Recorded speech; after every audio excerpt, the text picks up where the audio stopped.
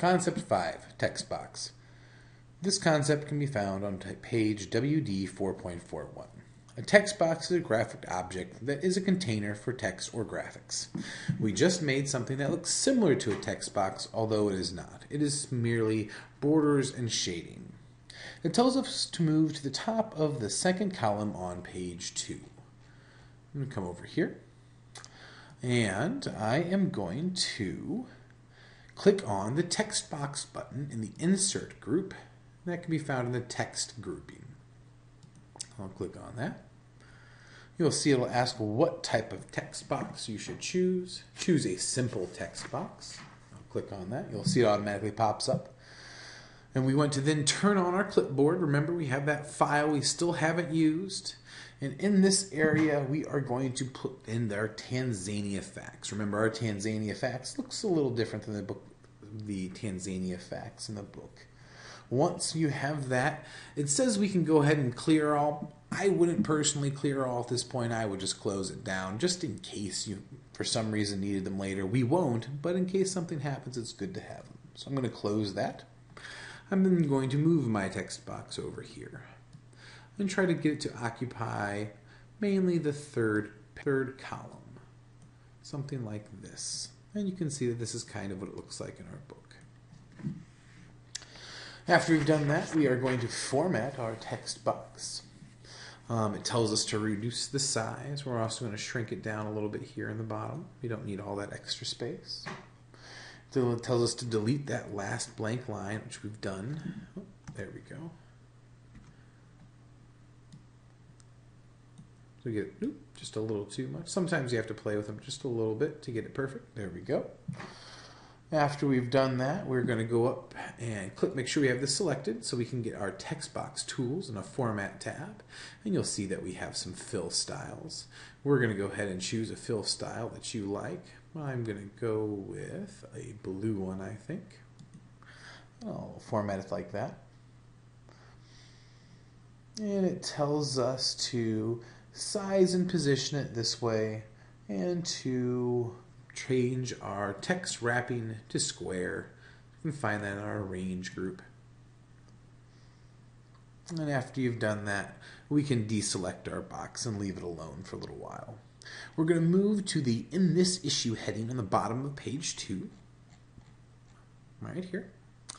And we are going to select and cut this out. So we're going to select, and then I'm going to use Control X to cut. And I'm going to click on Insert Text Box again. And this time I'm going to choose Annual Sidebar. You'll see it pops in like here. And then I will paste my information into here. And then I will shrink my text box down. I'm going to need to move it around a little bit. I'm going to keep shrinking it. And then we are going to take it up and drop it off on the bottom of page 1. And we're going to drop it off here. And in doing so, we're going to try to line it up with the corner of our page. And once we get our corners flush, we can then shrink it down. And take it all the way across. Looks like I need to bring it up just a little bit. And it tells us to take this information, to select it, and to right align it so it goes over to the other side. I'm going to change my title color right there since it's already blue there. I want to get something that's a little bit brighter. And so our text box should look something like this.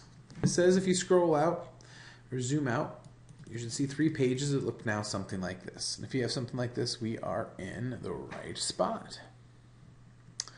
We are going to zoom back in.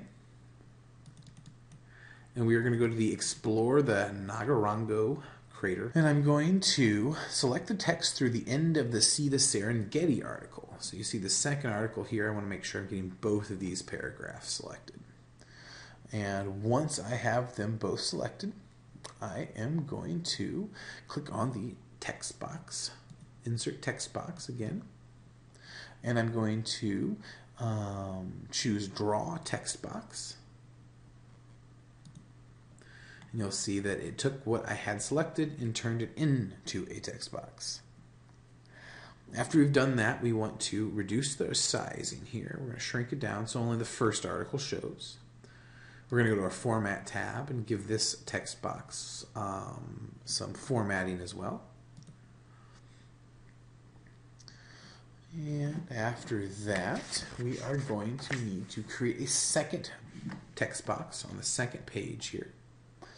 And so I'm going to click somewhere down here and go to text box again in the Insert tab. Click on my text box. And this time I'm again going to click on Draw Text Box. And you'll see it gives me a place to draw it. And I'm going to draw it out something like this over here. And I need to format it so it's exactly the same as the formatting I gave the other one. If they're not the same one, this won't work. So that's an important aspect. So I'm going to zoom out a little bit so I can see both of these pages at once. And I'm going to come over here to the Explore the Ngauruhoe Creator. And I'm going to come up here to my text group of my Format tab and click on Create Link. And you'll see that your cursor turns into this little bucket with numbers and letters in it. I'm going to come all the way over to the other text box, and you'll see when it gets there that it tilts over. Once it tilts over, that means that's an active place to drop it off, and I'm going to drop it off right there. And you'll see that now this article, remember we had 2 in a row, goes from here all the way down to here. And what this reminds us of are the times that we see in articles where it says, see this, see page 12 for this article, or come back to this page later. And that's exactly what we're trying to do here and what we're going to do. So it tells us to modify our text boxes a little bit, just adjusting the spacing so they look a little bit better. And I see we're going to have this one come down, oops, not that much, to something like that. And of course you can do spend a lot of time modifying things. Then we are going to come over to our next page where we have Be an Adventure Traveler. And I'm going to select this group, this paragraph here. I'm going to go to my Insert tab and choose to draw that as a text box as well. So it'll automatically turn it into one. And I'm going to give this one a format as well. Just takes a lot of gentle tweaks. The next thing we're going to do is format this picture. I'm going to set my picture right over here so we have an easy spot to format it. And once we have it selected, we will have Picture Tools and a Format tab. And I'm going to come up here and go to my Sizing group and go to Crop. When I click on Crop, you'll see that the picture changes. And I'm going to zoom in so we can see this. What this is showing us here is how we can crop a picture. And it means that we can grab these little handles here and shrink them down. And when we're done, and we turn our crop off, that's all that's left of the picture. So that we can zoom the picture, make the picture bigger again, and only focus on the little area that we want. It's one of the ways that we can actually enhance a photo through using something like Microsoft Word. So that's crop. That can be very helpful. And it tells us to take this and then, place it inside of our animal life paragraph. I don't know, somewhere approximately here. If you zoom out, it should look like that.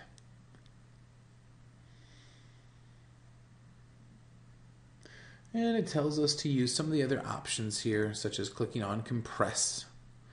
You'll see there's a Compress Picture button. And click on OK. You see there's one for corrections.